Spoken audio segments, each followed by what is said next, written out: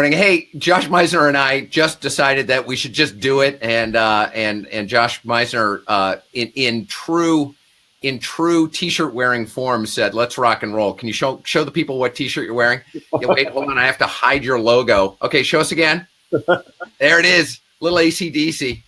I I think I actually got the fingers wrong on that one. I'm sure you off someone in some country. In some country, it's going on somewhere. Yeah, it seems to be in a bunch of the dads that I'm connected to, and it is that rock and roll week. It's that week in February and March where people are like, the music isn't hard enough. We need to play louder, harder, head-banginger music. I end up going, when things get really bad, I go full on Christian, like metal music. I have like a secret fanboy for like POD from the 90s. Nice. And I'm like, I'll be at the gym. Here comes the boom. Yeah. I'm just doing a whole lot of this. And everybody at the gym is like, we're just going to step away from whoever this guy is. And, when you have headphones in and you're like, you're in your own world. And, I'm waiting for the day that someone takes a video of me at the gym. Just like, I'm either having a Britney Spears music day where I'm like, woo, or it is a full on POD day where just get those videos back with no audio on them so that I can live in infamy and shame at the same time. So that's a bit of a diatribe. So, so welcome to Heroic Fatherhood. This is, maybe an extension of the Dads Making a Difference series, but I am super excited to invite back to the screen my friend and dad blogger, Josh Misner of Raised on Movies, his brand new launched site. And we're here to talk about the new site. We're here to talk about reinvention. We're here to talk about hitting the wall and what it takes to get through hitting the wall, whether you're a creative, whether you're a writer, whether you're a blogger, whether you're a dad, whether you're a man, whether you're a human being. How about that? Yes. Did we cover all of it? Pretty much. Excellent. So remind the people where you're calling from. Caller number one, on line one. I am calling from absolutely snow-covered Hoth in a system very far away, better known as northern Idaho. And it is snowing right now outside my window, much to my dismay. Chagrin. We like to call it as much to my chagrin. Yes, it's like that the Hoth system. I would give huge amounts of money if you would please put together some sort of a thing to the state legislature. Can we just rename the state the Hoth system? Because frankly, it snows most of the year. Perhaps our county. Yes. Oh. I live in Coeur d'Alene, Idaho, situated in the middle of Hoth County. In Hoth County. See, if the city of Seattle can declare that there's an International Clash Day, I'm pretty sure that Central Idaho can rename one of its counties the Hoth system. Let's do it. All right. There's still Truth or Consequences, New Mexico, which was renamed itself to win a prize from the show Truth or Consequences back in the 50s and never changed it. Oh, excellent. So looks like we've got at least one person lining up, and I know more folks were following this, and we're going to come in and jump in. But why the inspiration for this conversation for folks who are tuning in, whether you're live or you're following in afterwards, the inspiration for this conversation was really about what it takes to really come to terms with running into a brick wall in your creative life, or running into a brick wall somewhere in your life where something that was working for a long time doesn't work anymore, and what it takes and what the journey of what it takes to get through that and either get back on track with what you were doing or reinventing it and trying something new. And Josh just had such a compelling and prevalent story that I invited him to come and share with it. So this is not your first blog. This is not your first site. As Roberto Santiago of An Interdisciplinary Life put it, this is the 100th Josh Misner-led venture. Absolutely. It sounds like a good entrepreneur story from beginning to end. So you started with PH Dudism, is that correct? No, I started way before that. Nice. Do we really want to go through all 100? Oh no, we don't have to go through. But tell us about the story that led up to, like, how did we get to this place where everything was in question and everything was in doubt and you didn't know where to go next? So tell us, how do we get there? Well, I love that you brought up the metaphor of a brick wall, running into a brick wall, because one of my favorite, like, most inspirational people of all time, Randy Pausch, the guy who recorded the last lecture, speaking out of Carnegie Mellon University, he said that brick walls are there to keep out the people who don't want it bad enough. And so I've always thought about that, and it's a different way of looking at that brick wall. Instead of looking at it as a barrier, you look at it more as a challenge.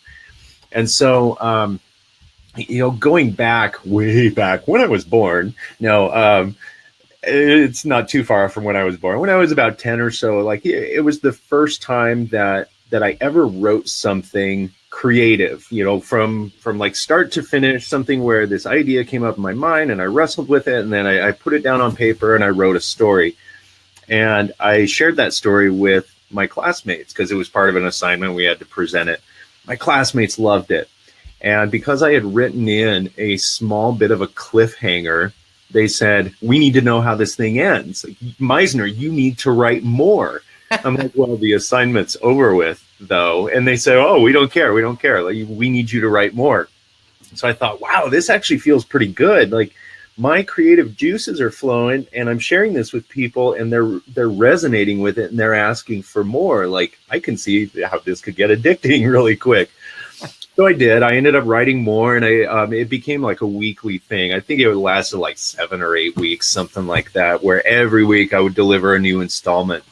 So this is like pre-blogging, right? Before the internet was even really a thing. Well, then fast forward much more to the future. I think my first experience with blogging was on MySpace way back in the day when MySpace was still a thing. It wasn't just like for musicians and whatnot. And I did pretty well on MySpace until MySpace kind of tanked, and then I left it and I found Facebook. And so I'm not going to trace every step of the story, but yeah, so too bad Facebook didn't go anywhere. No, Facebook didn't have a blogging function, so I didn't really blog.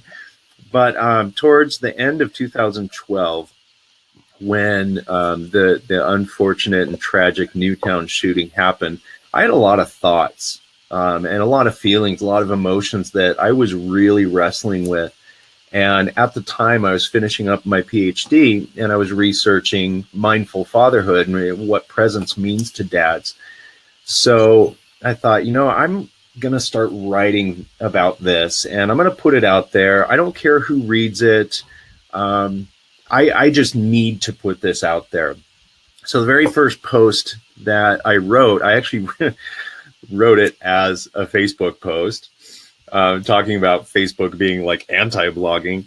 Well, it was one of those really long posts where you click see more and it like opens it up in a whole new window, and you're like, oh God, like, this guy wrote a really long post. I'm not reading that. But it ended up going viral, and I think it was shared like a couple of thousand times or something like that, because whatever I wrote really resonated with what a lot of parents were feeling at the time. And that's ultimately that post is what led me to virtually meet online Orrin Miller, the guy who started our Dad Bloggers group. And he invited me into it because he was just giving that a start, or launching that private group. So then I'm all of a sudden I'm around all these other dads who are doing the same thing. They're writing about parenthood from a number of different angles. And that's when all of a sudden I realized, wow, I'm not alone. Like, there's a lot of voices out there all looking at fatherhood in different ways. So I ended up pursuing the Mindful Dad blog, which went freaking fantastic. And I loved it. It was really resonating with people. I had like 3 or 4 really solid viral hits, and like all of a sudden I'm getting approached by brands who want me to do sponsored posts, and then I'm being sent on trips, and I'm like, I'm living the life of a superstar. Like, wow, this is cool. And that's when I started to notice that I had kind of lost my drive for writing for the sake of writing. I was writing for the sake of likes and shares and further sponsorships and things like that. And it took a lot of the joy out of it, you know? And so as I started to realize that, I started to realize, wow, my posts are starting to sound less authentic, and they're starting to sound more like something you would see on Upworthy. I mean, it's very clickbaity, and it just shallow. And I didn't like how that was going, and so I kind of backed off from that. Some things happened in my family. My two oldest kids, I have 4 kids, and the other 2 oldest ones are adults now, so they're leaving home. My younger 2 kids are growing up, and I'm just really running out of stuff to say. I'm like, between the lack of love for writing and the lack of things to talk about, I just kind of set it on the back burner for a while. Right. So I'm curious, did your kids become content generators? Like, were you leaning on them as content generators? That's a really good way to look at it. And at one point, some of my kids even noticed that, and like when something would happen, they would automatically, instead of saying, "Dad, that was really cool. Dad, that was really funny," they'd say, "Dad, that would make a great post." And then I'm like, what am I doing? What am I doing to my family here? Like, it's all become surrounded by this idea of just generating more traffic. And I didn't like where that was heading. So as I backed off from that, I reinvented myself yet again, and I launched just basically an author site because I really wanted to pursue books. So I pursued books. I published a few, and that was all going really well. But then more recently, just within the last 6 months or so, I decided I really miss blogging, and I miss blogging for the sake of blogging, just being able to post up some 400-word quick piece that just kind of gathers my thoughts, because ultimately, for me, blogging, it's almost like a form of journaling. And if I'm blogging for the sake of blogging, then I don't care who reads it. It's just a way to collect my thoughts. And then I can go back and I can reread it later, and I can even analyze it and start looking for patterns, or I can use it as a way of like capturing memories for not just my future, but maybe for my kids' future. So I really wanted to get back into that. And that's where PH Dudism came into play. Oh, okay. Yeah. So PH Dudism. So like what I'm hearing is like, there's this evolution, right? Like where at first you jumped in, there was this viral hit, you started to get some real traction, which was really great. But then it was the traction that kept calling you forward, as opposed to the inherent value that it was creating for you. Intrinsic value. Got it. And so like, so you're going along, you get a period of time like this, and then you see that there's this shift, and that you're missing the love of writing itself, right? Like, so you make a transition, which is from mindful parenting, or was it called mindful parenting? Mindful Dad to PH Dudism. Sorry, go ahead. Yeah, I just wanted to I love that. I didn't want to miss that. Sure. So funny segue. Don't mind this, but PH Dudism was the result of a dream. No kidding. I'm sitting there in the middle of the night and sleeping, and I get this dream where PH Dude is this website domain that I come up with. So it's like 3 a.m. Everyone's asleep. It's pitch dark. And I wake up with this idea. And unfortunately, my computer and my wallet were nearby. And I actually logged into GoDaddy to see if it was available. When I saw it was available, I actually bought it. 3 a.m. Right, like you do. Computer, and I put it away because, there's going to be a big run on phdudism.com before I get up in the morning. And so I wake up the next morning and I start thinking in the shower, and I go, did I dream that? Was that real? So I get out of the shower and I go back to the computer and I find the email notification with the receipt and everything. I'm going, oh my God, I just bought a domain name in my sleep. Like, good thing it was only $12 a year or something like that.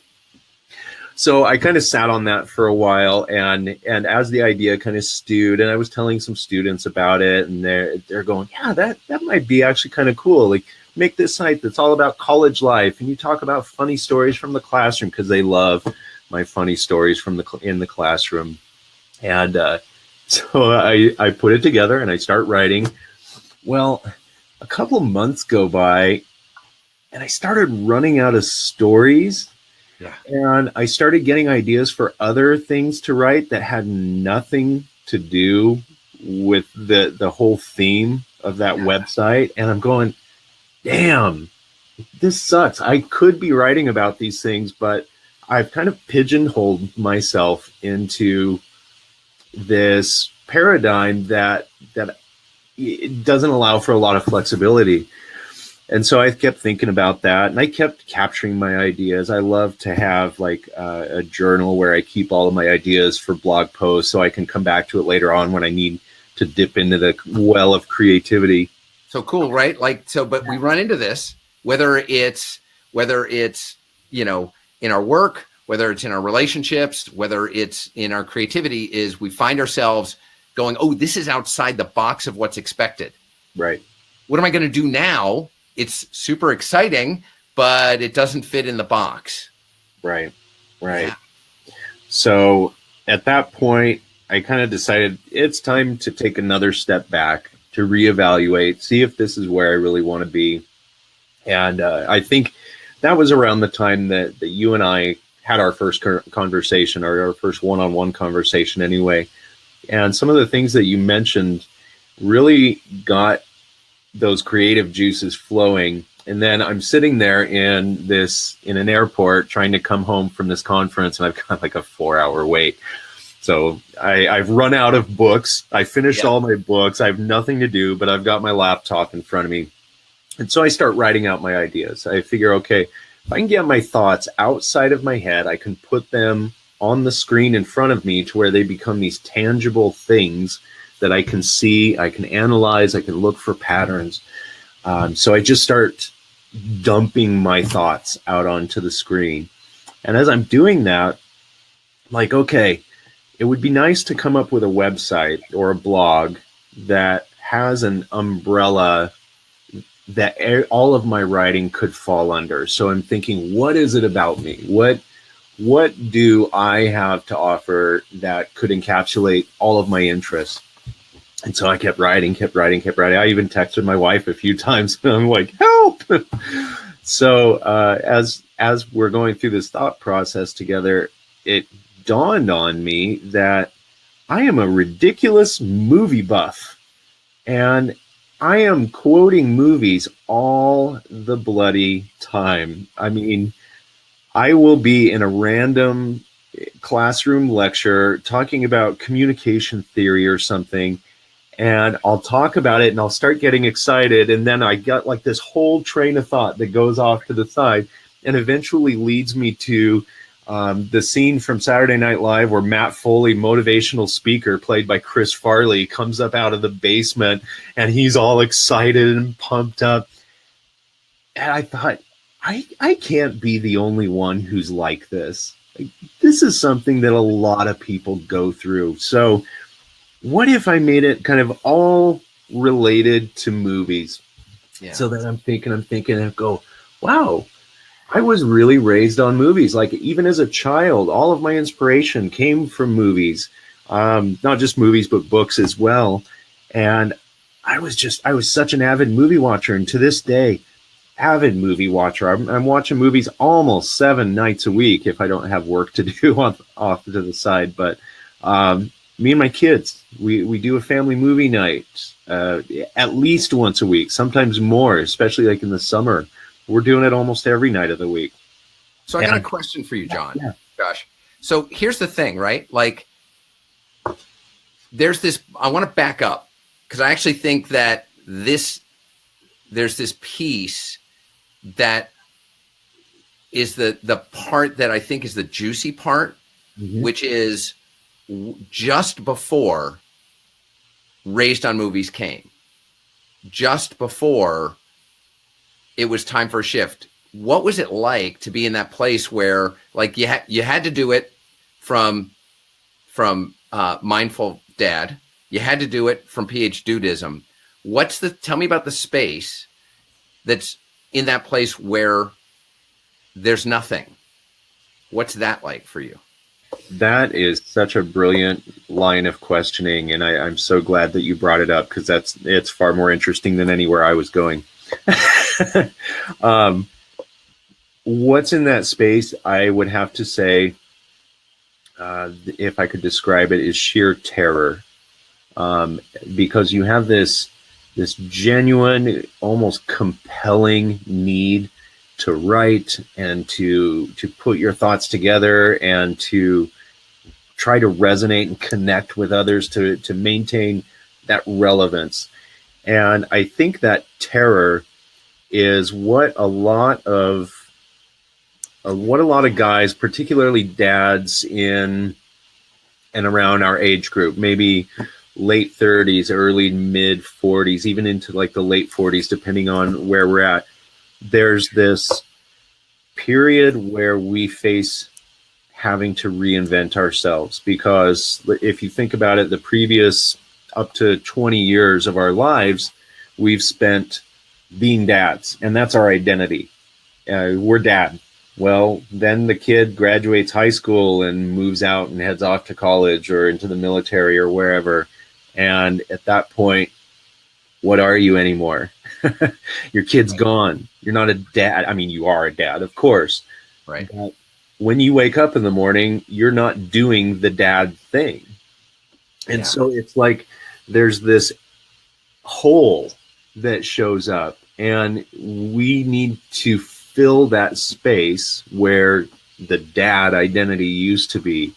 And we have to figure out what we're going to fill it with. And ideally, we want to fill it with something that we're passionate about, something that we love, right? Right. But we have to reinvent ourselves. And that's where that terror comes in.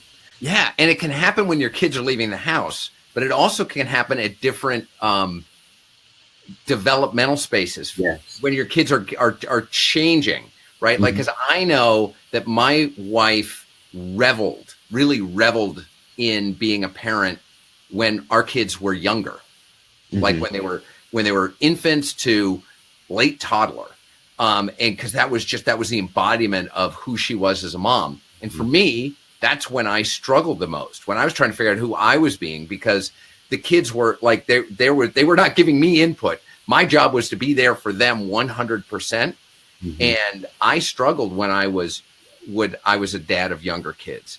Yeah. And when the kids started to transition and, they got into, sort of 6 years old, my wife started to get super challenged with being a parent, and I started to resonate with it. And then it changed again, and it changed again. And it's almost like that moment that you get used to something that has been working or you've really enjoyed is when it changes. Right. So every time that we're presented with that drastic change, it's almost like we see that absence, that void coming toward us. We know it's coming toward us. And there's almost this temptation to, well, I'll just ignore it. If I just ignore it long enough, then things will stay the same. But then next thing we know, we're in it. We're in that void, and we're looking around, and there's nothing to grab onto. And so that's where a lot of that fear comes from. And so... Thanks for saying the word, right? Like, it's totally scary. It right? is. Like, is this what the rest of my life looks like? Right? Mm-hmm. Is this there's this emptiness? Yeah. And I think that's what often triggers the classic midlife crisis. And last year, around this time, my wife wanted me to go buy a new car because my old truck was dying, and we needed to get rid of it. I needed a new car. And so I started looking around, and she was looking over my shoulder. She actually told me to go buy the cherry red Mustang. So I did. And next thing I know, as I'm driving that to work, all of my students who are in their late teens, early 20s are like, oh, hello, Mr. Midlife Crisis. I'm like, no, my wife told me to buy it. You can't call me the Mr. Midlife Crisis. But ultimately, that's kind of where I'm at. And that was the moment where it hit me, and I'm going, you know what, maybe I am going through some of that. Maybe I need to take a good, long, hard look at my identity. And honestly, I'm seeing this in a lot of dads around me right now.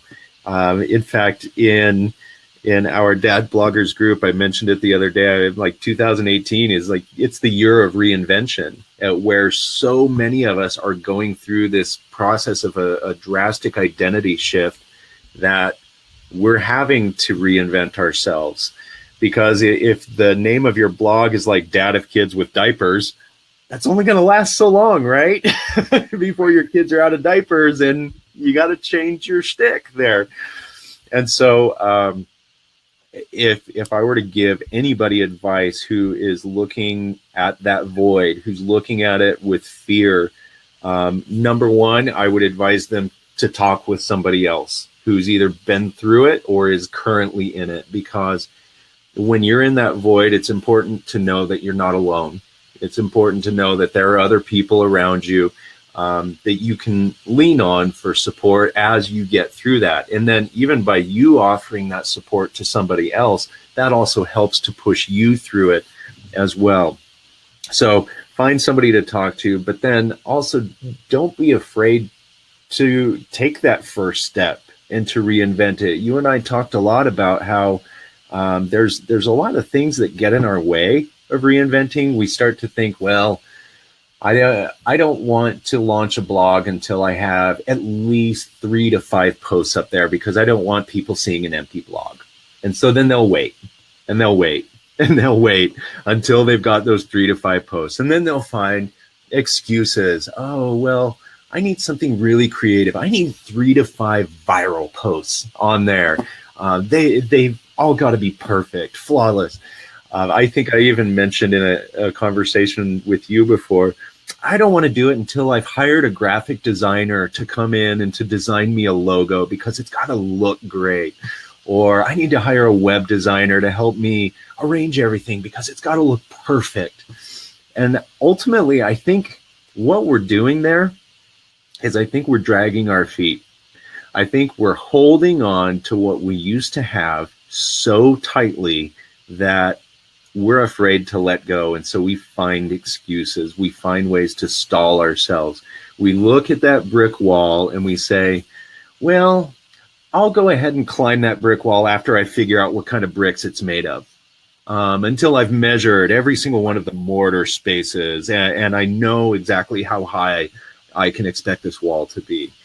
But ultimately, the point is, just do it. Just go for it and see what happens, because you can always change things as you go along. It doesn't have to be perfect. Well, and this is great, right? Like, I love that you've shared that, right? Like, we get this perspective that we live this static life.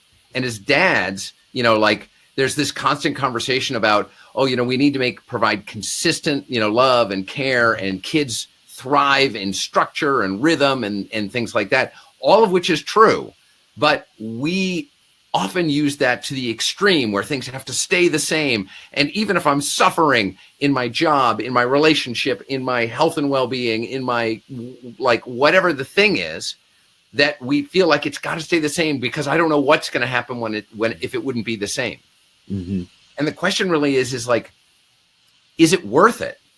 Like, are you willing to continue having suffering with your blog, suffering with your relationship, suffering with your work, suffering with how parenting's going, like, whatever that thing is, and I know this is particularly true for dads who are feeling isolated and they're feeling all alone. It's like, is it worth continuing to do that than doing something different?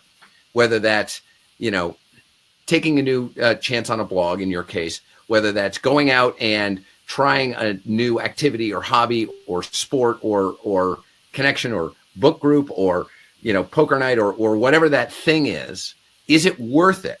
And I think that the cost is so high, and that we let the fear of the unknown and staying inside our comfort zone be the thing that really makes it so expensive to continue doing more of the same. Sometimes we'll hang on to suffering because suffering is familiar. And because that familiarity gives us a sense of comfort, even though we're sitting in the middle of suffering. Yeah. Because the alternative is the unknown. And if we're not ready to embrace all of that unknown and that uncertainty, well, then it keeps us sitting in the middle of our own suffering. Yeah. Yeah. Now, see, you're somebody who has torn it up and started again several times, as hashtag shout out Roberto Santiago has pointed out, from an interdisciplinary life. And if he ever got a better blog name, I would have a conversation with him about that. But I will get it right the second time I say it, every time I say it. But, you know, like, there are lots of dads out there that are like, I started this blog and I'm sticking with it until, you know, the whole foundation of the thing crumbles underneath it. Mm-hmm. And that's fine, as long as it works for you. And as long as you keep swinging at it and learning from it. Mm-hmm. And while every man's journey is different, just know that it's not set in stone. And just because this didn't work doesn't mean that there's something wrong with your writing, there's something wrong with your message, there's something wrong with your URL. Mm-hmm. None of that's true. And the risk is, when we notice that something's not working, is that instead of going, okay, this isn't working, either reinventing it in place, which is, that's a whole different conversation, right? Like reinventing in place, or do I want to reinvent somewhere else? Mm-hmm. Right. And that's really the choice to make, is like, let's make it actionable. Let's make it something that we can actually get our head around. Is like, okay, what we're doing right now isn't working. Cool. We know that. Let's acknowledge that. Thumbs up to us. Mm-hmm. Next thing, can we reinvent it in place, or do we need to go outside of what we've been doing to reinvent it? Mm-hmm. Either is possible, but by choosing that, you're taking action. Right. Right. Like, you know, there's also no reason. There's a couple of sites that I love to death that have URLs that were very specific to what they started out with, that has absolutely nothing to do with what they do now. Mm-hmm. And they have not changed their URL, and it has not impacted their ability to make millions of dollars. Right, right. And so, like, you know, having the right URL isn't it. You know, having the viral post isn't it. But what it is having that thing that resonates with you, that fires you up, that says, I'm in this, I'm excited about this, I want to keep moving forward with this. And when you notice that something isn't working, is find the people, the resources, find the Josh Misners who've reinvented themselves, you know, more than a couple of times, to give you insight about what it looks like to do that, or here's some ideas, or to brainstorm, or whether you have a buddy out there who you can go, man, things aren't working, I got to talk to somebody about it. Reach out to somebody who's like me, who's a coach. Reach out to, you know, your faith-based group, somebody who understands the work you do and understands you well enough to be able to give you that sort of third-party, 30,000 foot view and some insight, and help you, like, you know, relight the fire. And sometimes that other person says something to you that you've been telling yourself all along, but in hearing it from somebody else, it's different. Yeah. You know, you think about it differently. And so that pursuing that connection with others is just so critically important. I mean, we can't do this alone. We can't do this in a vacuum. We really have to partner up with other people to be able to get through stuff like this. It's just too important not to. Yeah, absolutely. Absolutely. Oh my gosh, this is so awesome. Mm-hmm. So tell me the premise. Tell me the mission, the core, the heart of Raised on Movies. It's super simple, and that's what I love about it. I have lived a life that is so heavily influenced on movies that I'm getting ready to tell my story, and I'm doing it in the most natural way that I possibly can. And every single thing that I write has some kind of a connection to some movie out there, because that's how I make sense out of life. I've seen so many movies, and there's this great quote by a brilliant, beautiful poet named Muriel Rukeyser. She says, the universe is not made of atoms, it's made of stories. And the first time that I heard that quote, I thought, man, that's brilliant. Because we don't sit around thinking about atoms. We don't sit around, I mean, maybe some people do, physicists, right? But even they, the way we make sense out of the world is through our stories, and the way that our stories interconnect with one another. And they may not necessarily always be good stories, but that's the way that we make sense out of the world. And so for me, if I am going through something, I will often think, oh, well, I'm having some difficulty in this small group at work, and some of the people have some difficult personalities. Man, that reminds me of the Breakfast Club. So then I think, how did John Hughes get around that? What could I take away from that? And so then maybe I write something about the real life Breakfast Club, and here's how I've experienced this, and here's what character I am at any one given moment, because it helps me make sense of things. And I think other people do that too. I mean, one of the best ways to get engagement on Facebook right now is to post anything GIF related, like, tell me about your weekend plans using nothing but GIFs. And then all of a sudden, like, you've got 500 responses, right? And out of those 500 responses, like a good 490 of them are clips from movies, right? Because other people have a tendency to do this as well. In the past, I've posted like a random and a super obscure movie quote, like maybe something from Talladega Nights, and somebody else who's seen Talladega Nights and loves it, that it resonates with them. And so then they respond to my quote with another quote from the movie. Next thing you know, we've got a quote battle going on that's like 30 comments long, and we're having the time of our lives, and we're laughing about it. I even wrote my senior thesis as an undergraduate. I did a research study on the movie Office Space. Like, that's how much movies are connected to my life. So I'm going to write about everything under the sun, but it's all going to be connected back to how films have influenced the way that I think about these things. Nice. Oh, that's so awesome. So, Josh, where can people find out about your new blog? Well, they can go to raisedonmovies.com, or they can look up Raised on Movies on Facebook, where I will not only post links to the blog, but also just a random occasional movie quotes, and join me in a quote battle, or use your GIF of choice. And we'll have some fun. Also, because they get engagement, we hear. Yeah, on my Facebook page, I'll also be posting about our weekly daddy kid movie nights, which I've also invited my kids to be a part of this, which is a first for me. I won't just be writing about my kids, but I'll be inviting my kids to write stuff on their own, kind of talking about their experience in watching movies with me and what that means to them to spend time with dad, kind of creating those memories while we watch movies. Nice. Oh, that's so excellent. I am not a movie reviewer, though. I need to make that clear. You are a lover of movies. So excellent. So go over to raisedonmovies.com, or go over to Facebook /raisedonmovies and like it over there, and join Josh Misner as he lives a life through the metaphor of movies. I love that so much.